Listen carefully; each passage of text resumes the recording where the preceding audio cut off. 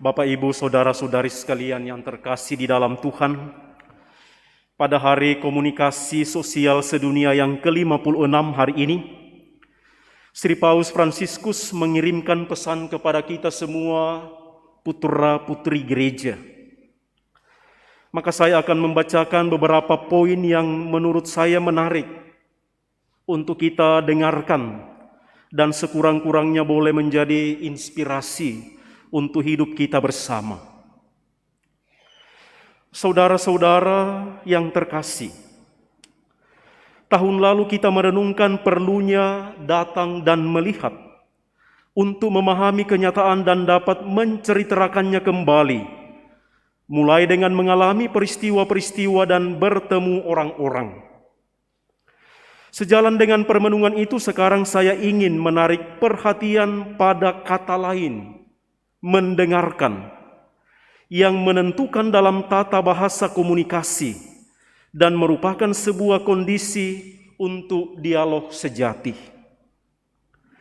Kenyataannya kita sedang kehilangan kemampuan mendengarkan orang-orang di sekitar kita, baik dalam hubungan yang biasa sehari-hari maupun ketika kita memperdebatkan isu-isu penting dalam kehidupan bermasyarakat. Pada saat yang sama, mendengarkan mengalami perkembangan baru yang penting di bidang komunikasi dan informasi melalui berbagai podcast dan pesan audio yang meyakinkan kita bahwa mendengarkan tetap sangat esensial dalam komunikasi manusia. Ketika ditanya tentang kebutuhan terbesar manusia, seorang dokter terkemuka yang biasanya mengobati luka batin menjawab, keinginan tak terbatas untuk didengarkan. Sebuah keinginan yang kerap tersembunyi, tetapi menantang siapa saja yang terpanggil menjadi pendidik atau formator, atau yang memainkan peran sebagai komunikator. Para orang tua, guru, para imam, petugas pastoral, para profesional di bidang komunikasi, dan mereka yang menyediakan layanan sosial atau politik. Paus menyebutkan mendengarkan dengan telinga hati. Dari tulisan-tulisan dalam kitab suci kita belajar bahwa mendengarkan tidak hanya berarti menangkap atau mendengar suara, tetapi pada dasarnya berhubungan dengan relasi dialogis antara Allah dan umat manusia. Shema Israel, dengarkanlah hai Israel. Kata-kata pembuka dari perintah pertama Taurat terus-menerus ditegaskan kembali dalam kitab suci. Bahkan Santo Paulus dengan tegas mengatakan, iman timbul dari pendengaran. Tuhanlah yang berinisiatif. Ia berbicara kepada kita dan kita menjawab dengan mendengarkannya. Pada akhirnya pendengaran ini pun berasal dari rahmat-Nya, sama seperti anak baru lahir yang menanggapi tatapan dan suara ibu dan ayahnya. Di antara panca indera, tampaklah Tuhan mengistimewakan pendengaran. Mungkin karena kurang invasif, bersifat menyerang, lebih bijaksana daripada penglihatan, dan karena itu membuat manusia lebih bebas. Mendengarkan sesuai dengan gaya Tuhan yang rendah hati. Mendengarkan menjadi tindakan yang memungkinkan Tuhan mewahyukan dirinya sebagai Dia yang berbicara, menciptakan pria dan wanita menurut gambarnya, dan dengan mendengarkan mengakui mereka sebagai mitra dalam dialog. Tuhan mencintai umat manusia, karena itu Dia menyampaikan firman-Nya dan mencondongkan telinganya untuk mendengarkan mereka. Sebaliknya manusia cenderung lari dari relasi, berpaling dan menutup telinga sehingga tidak perlu mendengar. Penolakan untuk mendengarkan sering berakhir dengan serangan terhadap yang lain, seperti terjadi pada para pendengar diakon Stefanus yang menutup telinga serentak menyerbu dia. Selanjutnya, di satu sisi Tuhan selalu mengungkapkan dirinya dengan berkomunikasi secara bebas.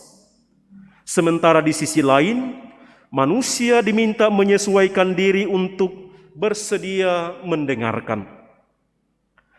Secara eksplisit Tuhan memanggil pribadi manusia ke dalam perjanjian cinta, sehingga secara penuh dapat menjadi seperti yang seharusnya, sebagai gambar dan rupa Allah dalam kapasitasnya untuk mendengarkan, menyambut, dan memberi ruang kepada orang lain.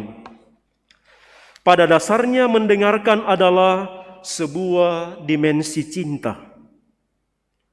Oleh karena itu, Yesus mengajak para murid mengevaluasi kualitas pendengaran mereka. Perhatikanlah cara kamu mendengar. Lukas 8 ayat 18. Inilah permintaan Yesus setelah memaparkan perumpamaan tentang penabur. Sebuah desakan untuk memahami bahwa tidak cukuplah hanya mendengar, perlu untuk mendengarkan dengan baik. Hanya mereka yang menerima sabda Tuhan dengan hati yang jujur dan baik dan memeliharanya dengan tekun yang akan menghasilkan buah kehidupan dan keselamatan. Hanya dengan memperhatikan siapa yang kita dengarkan, apa yang kita dengarkan, dan bagaimana kita mendengarkan, kita dapat tumbuh dalam seni berkomunikasi yang intinya bukanlah teori atau teknik, tetapi keterbukaan hati yang memungkinkan kedekatan. Kita semua bertelinga, tetapi sering mereka yang memiliki pendengaran sempurna tidak dapat mendengarkan orang lain. Dalam kenyataannya, ada orang yang tuli secara batinnya. Keadaan ini lebih buruk dari tuli secara fisik. Mendengarkan sesungguhnya bukan hanya berhubungan dengan indera pendengaran, tetapi keseluruhan manusia.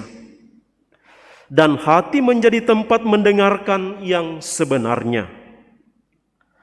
Raja Salomo, meskipun masih sangat muda, membuktikan dirinya bijaksana karena meminta Tuhan memberinya hati yang mendengarkan. Santo Agustinus selalu mendorong orang untuk mendengarkan dengan hati, corde audire, hati yang mendengarkan. Untuk menerima kata-kata, tidak hanya secara lahiriah melalui telinga, tetapi secara rohani dalam hati kita.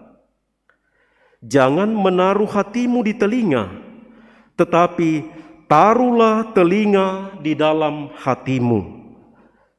Santo Fransiskus dari Assisi menasihati saudara-saudaranya untuk mencondongkan telinga hati. Oleh karena itu, mendengarkan diri sendiri menjadi cara mendengarkan yang pertama-tama harus ditemukan pada saat orang mencari komunikasi sejati. Inilah kebutuhan terdalam yang tertanam dalam diri setiap orang. Dan kita hanya bisa mulai dengan mendengarkan apa yang membuat kita unik dalam ciptaan. Keinginan untuk berhubungan dengan orang lain dan dengan yang ilahi. Kita tidak diciptakan untuk hidup seperti atom-atom, tetapi bersama-sama. Paus juga menyebutkan bahwa mendengarkan sebagai syarat komunikasi yang baik. Ada jenis pendengaran yang tidak benar-benar mendengarkan, tetapi malah kebalikannya, yaitu menguping. Dalam kenyataannya, menguping dan memata-matai yang mengeksploitasi orang lain untuk kepentingan kita sendiri menjadi godaan yang selalu ada dan tampaknya menjadi lebih akut di era jejaring sosial sekarang ini. Sebaliknya, mendengarkan orang yang ada di depan kita bertatap muka, dan mendengarkan orang lain yang kita dekati dengan keterbukaan tulus, percaya diri, dan jujur merupakan hal yang secara khusus membuat komunikasi menjadi baik dan sepenuhnya manusiawi.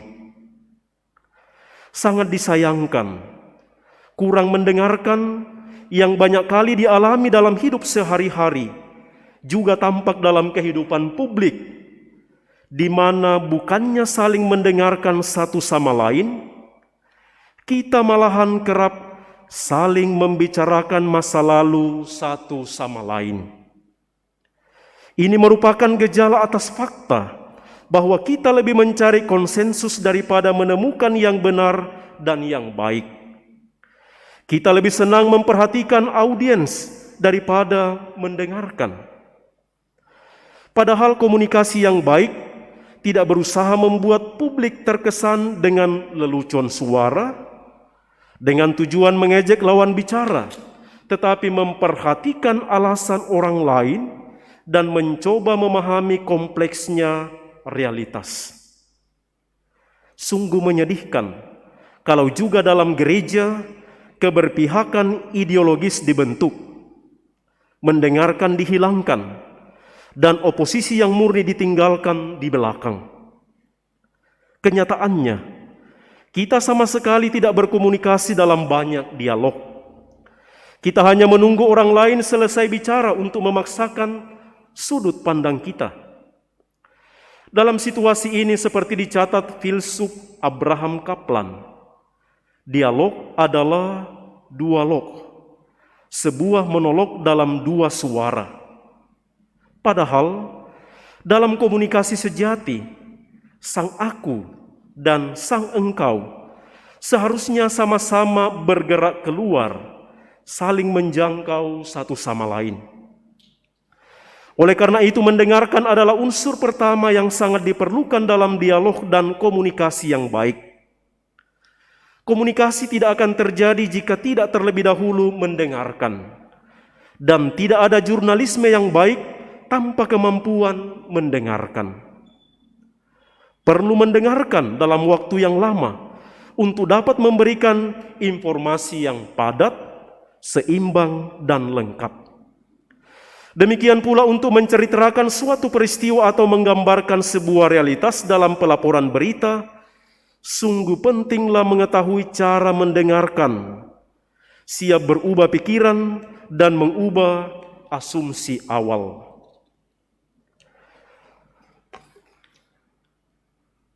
Kemampuan mendengarkan masyarakat sungguh semakin berharga pada saat ini ketika kita dilukai oleh pandemi yang panjang.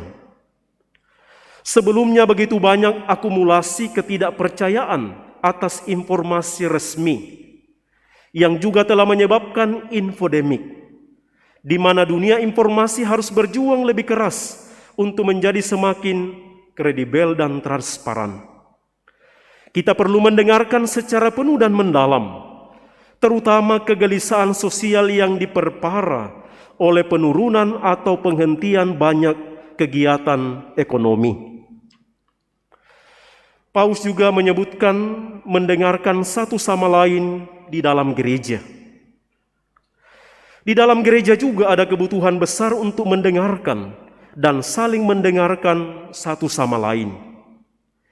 Inilah hadiah paling berharga dan menghidupkan yang dapat kita tawarkan satu sama lain.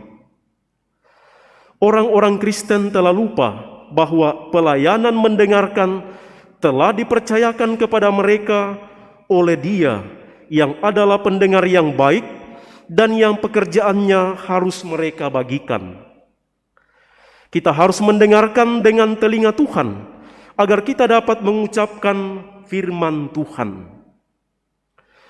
Demikian teolog Protestan Dietrich Bonhoeffer mengingatkan kita bahwa pelayanan pertama yang kita berikan kepada orang lain dalam persekutuan yaitu mendengarkan mereka. Siapa tidak tahu mendengarkan saudara laki-laki atau perempuannya akan segera tidak mampu mendengarkan Tuhan. Tugas paling dalam kegiatan pastoral adalah kerasulan telinga, mendengarkan sebelum berbicara. Seperti nasihat Rasul Yakobus, biarlah setiap orang cepat mendengar, lambat berbicara. Yakobus 1 ayat 19. Memberi sedikit waktu kita secara bebas untuk mendengarkan orang lain adalah tindakan pertama dari amal kasih. Proses sinode baru saja diluncurkan, maka mari kita berdoa agar menjadi kesempatan besar untuk saling mendengarkan. Persekutuan sebenarnya bukanlah hasil pelbagai strategi dan aneka program, tetapi dibangun dalam sikap saling mendengarkan antara saudara dan saudari. Sama seperti dalam paduan suara, kesatuan tidak menuntut keseragaman, kemonotonan, tetapi kemajemukan dan keragaman suara, itulah polifonia.